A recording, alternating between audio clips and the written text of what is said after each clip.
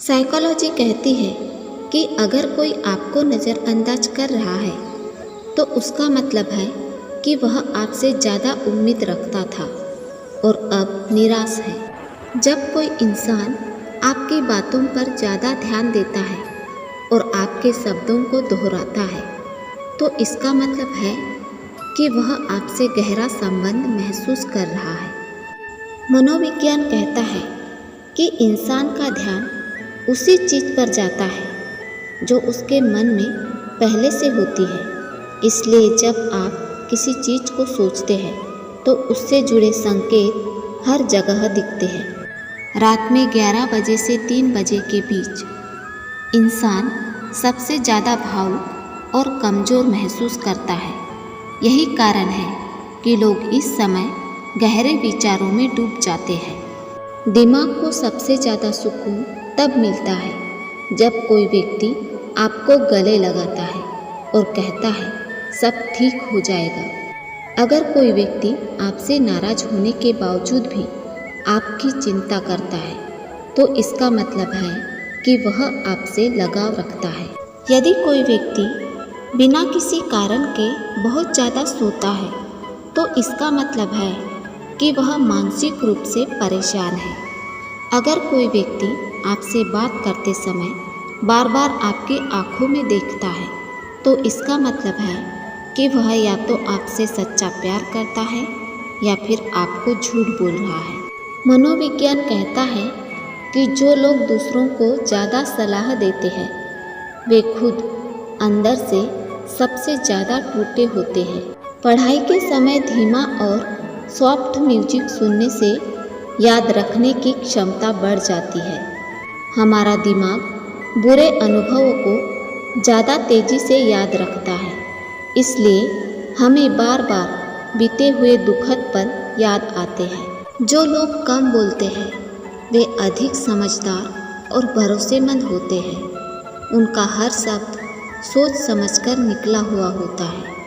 अगर कोई इंसान बार बार अपने बालों को छूता है या एडजस्ट करता है तो इसका मतलब है कि वह आपके सामने अच्छा दिखना चाहता है। जब कोई व्यक्ति सोने से पहले किसी के बारे में सोचता है तो इसका मतलब है कि वह व्यक्ति दिल के बहुत करीब है।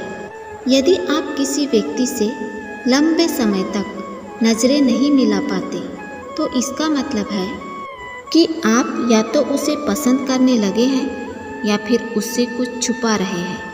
मनोविज्ञान कहता है कि इंसान के व्यक्तित्व का अंदाज़ा उसकी पसंदीदा म्यूजिक से लगाया जा सकता है।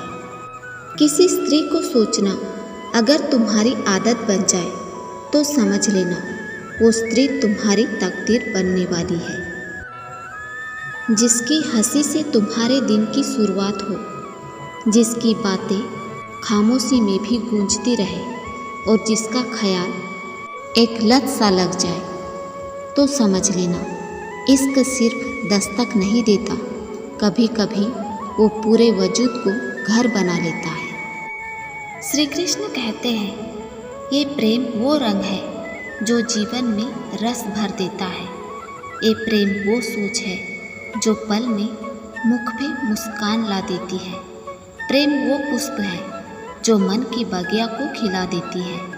प्रेम वो सोच है जो एक ही क्षण में संसार में आपको अधिक संपूर्ण अनुभव करवा देती है। प्रेम वो जो आपकी आत्मा को तृप्त कर सके। प्रेम वो है जो आपके मुख पर मुस्कान ला दे। अद्भुत है ये प्रेम। श्री कृष्ण कहते हैं यदि प्रेम को पाना है तो मन को खाली करना होगा। अपनी इच्छाएं, अपना सुख सब त्याग कर समर्पण करना होगा।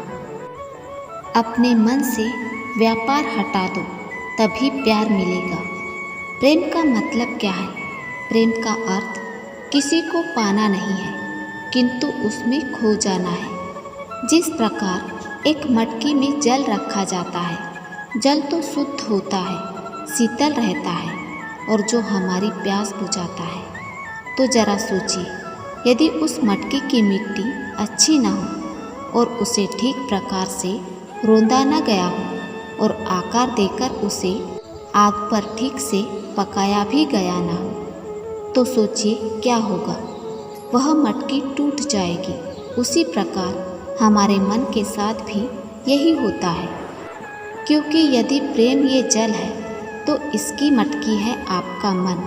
मन रूपी पात्र में यदि विश्वास की मिट्टी न हो, यदि आंसुओं से उसे भिगोया न गया हो, समय ने अगर उसे आकार न दिया हो और परीक्षा की अग्नि में उसे पकाया न गया हो, तो प्रेम मन में नहीं ठहर सकता।